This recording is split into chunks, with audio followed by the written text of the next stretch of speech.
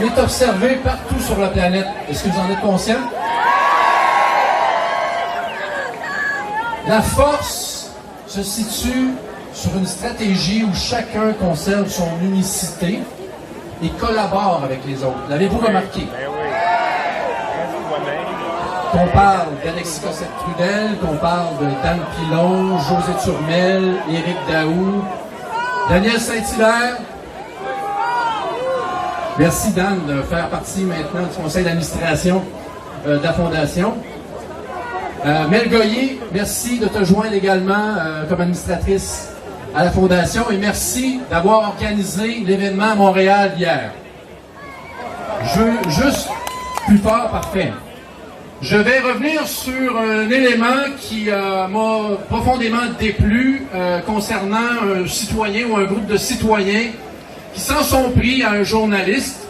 Je le sais que les journalistes disent de la bullshit, ils le savent eux-mêmes, ils travaillent pour leur chèque de paye, mais il faut rester pacifique. Ça, c'est très important. OK? C'est très, très important. On a le droit de leur dire qu'on les aime, même s'ils sont traîtres envers leurs propres enfants. Un jour, ils vont se réveiller, ils vont se joindre à nous, ils vont avoir la peur aux fesses, ils vont tourner de base, c'est toujours ça qu'ils font. OK? Alors, on ne s'inquiète pas pour ça. Aujourd'hui, je vais parler de responsabilisation individuelle. C'est super important. Parce qu'on a beau manifester, mais manifester, c'est un élément parmi tant d'autres. Il faut être dans l'action. Et pour être dans l'action, ça prend des outils. Et je vais tenter en toute humilité de vous communiquer des modèles qui ont agi avec des outils qu'ils avaient. La mission de la Fondation, c'est de protéger vos droits et libertés en étant financé non pas par les gouvernements comme le sont les médias, mais par vous, chacun de vous, chacun des humains souverains que vous êtes, qui avez décidé à partir de maintenant de prendre votre destinée en main et de reprendre le pouvoir qu'on vous a usurpé.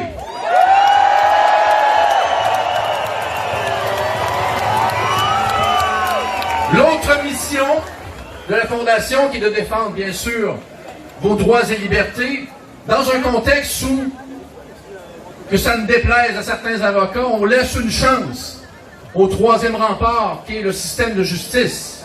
Le quatrième rempart, c'est nous. Nous, le peuple, unis, unis. Sachez que la plus grande part des serpents qui sont infiltrés partout, à l'Assemblée nationale, dans les médias, dans la fonction publique, dans le monde des affaires, leur plus grande peur, c'est que vous vous éveillez et que vous soyez unis et dans l'action. Et ils ont le pouvoir, mais si vous saviez, lorsqu'on leur parle à ces gens-là, parce que je les ai rencontrés, ces gens-là, OK, à maintes reprises, en faisant de la politique depuis 2013, comme activiste, ces gens-là, c'est des serpents, des couleuvres, qui ont peur de tout, qui ont peur de la transparence totale, qui ont peur de la lumière, mais qui ont peur que vous vous éveillez, que vous soyez unis. Et aujourd'hui, vous nous démontrez que vous êtes éveillés, les amis. Je suis fier de vous. Fier. Unis. Une autre des missions de la Fondation a été clarifiée clairement, puisque ça avait, semble-t-il, pas été clair avec Maître Bertrand. Nous sommes pour la désobéissance civile pacifique. Est-ce que c'est clair? C'est très, très clair. C'est très, très clair. Et quand on parle de désobéissance, qui désobéit à la Constitution présentement? Est-ce le peuple ou ce gouvernement corrompu? Voilà. Le gouvernement corrompu, bien sûr, et le bouc émissaire. Mais en haut de ça, on sait tantôt, il y a des gens qui ont nommé des gens en haute instance, ceux qui ont l'argent, ceux qui créent l'argent, ceux qui tirent les ficelles de ces marionnettes-là. Ça, c'est des marionnettes, puis des estis de marionnettes, on est tannés. On est tannés. Alors, la désobéissance civile, on la fait présentement. Ça fait à peu près 5000 personnes à qui je donne des becs, que je donne des câlins, que je dis que je vous aime, que je vous dis qu'on doit travailler tous ensemble. OK? Est-ce que j'ai une crise de COVID? Je ne l'ai pas. Les enfants ne l'ont pas. Ma femme ne l'a pas. C'est de la fucking bullshit. Fucking bullshit.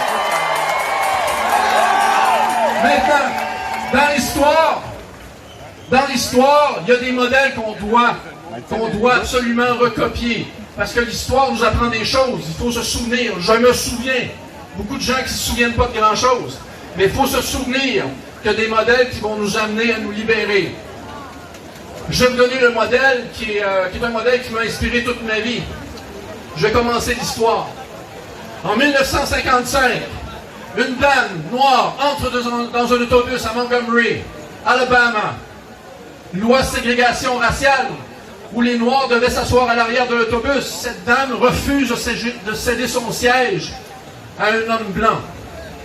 Elle a un ticket de 15 $. Aujourd'hui, ça vaut 75 $. Et il y a un homme qui vient la rencontrer. Il s'appelle Martin Luther King. Martin Luther King. Un homme qui a fait la désobéissance civile et qui, à tous les troisièmes jeudis de janvier, est fêté par les avocats et les juges américains. Mais c'est quelqu'un qui a désobéi à des lois injustes. Cessez d'avoir peur. Cessez d'avoir peur. Si on veut changer les choses, il faut prendre des risques. OK, il faut désobéir. Un jour, Martin Luther King a dit ceci: j'ai un rêve. J'ai un rêve. Un rêve que mes 4 enfants, un jour, ne seront pas jugés par la couleur de leur peau, mais par la couleur de leur tempérament. I have a dream. A dream that my 4 children would no longer be judged by the color of their skin, but the color of their temper, all right? The temper, le courage, le tempérament. Je vais vous parler de quelque chose. Il faut tout risquer, à mon avis, dans un contexte actuel où nous entrons dans ce que Maître Dury appelle une tentative de coup d'État qui porte le nom de nouvel ordre mondial. C'est un sujet tabou, mais c'est un sujet qui est réel. Si vous voulez conserver vos privilèges, votre piscine, vos maisons, vos titres professionnels, à quoi ça va servir d'avoir ça quand vos enfants vont aller à l'école avec des plexiglas, des masques, vont être double vaccinés, vont être traqués électroniques? À un moment donné, il va falloir faire preuve de courage. Et le courage, c'est chacun de vous, chacun d'entre vous, qui êtes des vecteurs du changement, qui êtes des leaders de votre propre personne, qui allez devoir cesser d'avoir peur. La clé est là, la peur. Peur de quoi? Peur du jugement des autres. La pire prison que vous avez, que nous avons, il faut toujours travailler là-dessus, c'est le jugement que pourraient avoir les autres de ce qu'on pense. Mais là, vous allez devoir choisir entre le jugement de l'autre et l'avenir de vos enfants. OK? Tout risquer pour tout perdre. Et vous allez tout gagner. Pour tout gagner, pardon, c'est ça. Tout perdre pour tout gagner, c'est ce que je veux dire. Alors maintenant, je vais y aller avec 2 postulats d'un gars qui m'a inspiré toute ma vie. Son nom, c'est Anthony Robbins. Alors, son postulat, c'est qu'il n'y a pas d'échec dans la vie. Il y a juste des résultats. OK? Ceux qui ont peur de l'échec, ou ceux qui échouent jamais, c'est ceux qui ne foutent rien. OK? Donc là, on va foutre quelque chose. OK? On va se prendre en main, on va conscientiser nos prochains et on va également désobéir civilement si ça nous le dit. Écoutez, je vais parler aux restaurateurs. OK? Vous êtes en train de subir un affront qui est incroyable. Il y a plusieurs restaurateurs qui vont faire faillite. À un moment donné, il va falloir que vous mettiez vos culottes. Même chose pour tous les commerces qui avaient été jugés non essentiels. OK? Donc, il ne faut pas avoir peur. Il faut se prendre en main. Donc, il n'y a pas d'échec, il y a juste des résultats. C'est lorsqu'on veut atteindre un objectif, ça ne fonctionne pas le premier coup, on change notre approche, puis on recommence. On se retrousse les manches, comme disait un certain Jacques Parizeau. Maintenant, ce qu'il faut comprendre, le deuxième point, c'est que tout ce qui est autour de vous, OK, vous en êtes responsable. Tout ce qui arrive, vous en êtes responsable. C'est pas à faute des autres si on est rendu là. OK, on a vécu dans une société de consommation, du pain et des jeux, on est endormi, on n'a pas vu le train passer, mais là, on le voit le train, puis il est l'heure qu'on se réveille. OK? Fait qu'il n'est jamais trop tard. It's never too late. The time is always right to do what is right. C'est Martin Luther King qui disait ça. Il n'est jamais trop tard pour faire ce qui est bien. Maintenant, pour se prendre en main, je vais vous donner, en terminant, je commence à être un petit peu mouillé, je vais vous donner les 7 qualités d'un grand leader de sa personne. Okay, vous êtes un leader de votre personne, vous êtes souverain de votre personne, vous allez récupérer votre souveraineté. Mais je vais vous donner les trucs qu'Anthony Robbins donne. C'est super important. Depuis l'âge de 18 ans, je les applique, puis c'est pour ça que j'ai une tête de cochon, que je lâche pas. Okay? Première qualité du grand leader. Vous êtes tous des grands leaders. La passion. Soyez passionnés. OK, mettez la part de côté, la vie est belle. OK? Vous avez des beaux enfants, vous avez des belles familles. On vit dans une belle société, on a tout pour être heureux. On va récupérer ce qui nous appartient. Soyez passionnés.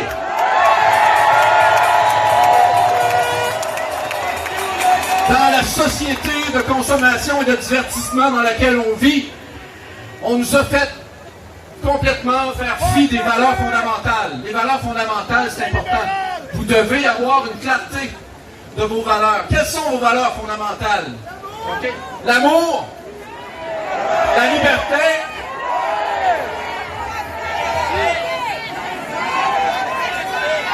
liberté, excellent.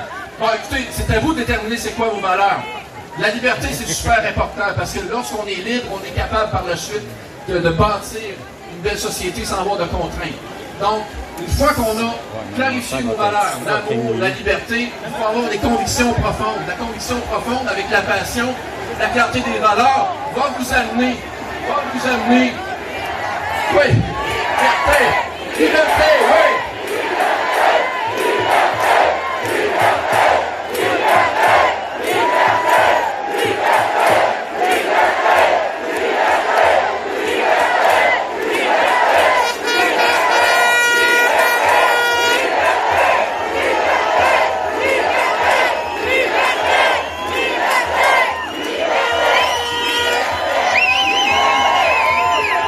C'est important, une fois que vous êtes un leader de votre personne, de vous communiquer clairement à vous-même quelles sont vos valeurs, vos convictions, votre passion, et de le communiquer clairement aux autres.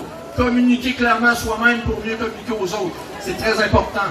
Et l'autre point, un leader va toujours se bâtir un réseau. Et c'est quoi qu'on a ici? Un magnifique réseau de gens qui sont prêts à aller semer à tout vent. La bonne nouvelle, à l'effet que oui, c'est possible de reprendre notre pouvoir. OK? Ça, c'est important. Pour ce faire, ça prend des stratégies. OK? Ceux qui sont là ne font que ça, des stratégies. Oui.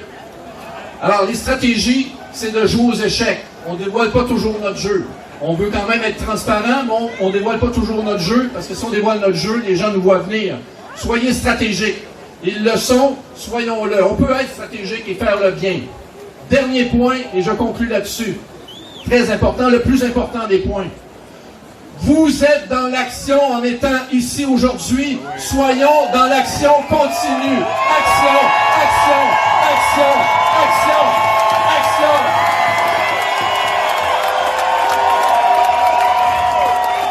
Et le but ultime, c'est l'unité. Soyons unis, chers amis. Je vous aime. Merci d'être là aujourd'hui. Unis. All right. Merci, guys. Merci beaucoup. All right. Merci Stéphane Blais pour ton courage, ta passion, ton authenticité et ta ferme. Merci Stéphane. Et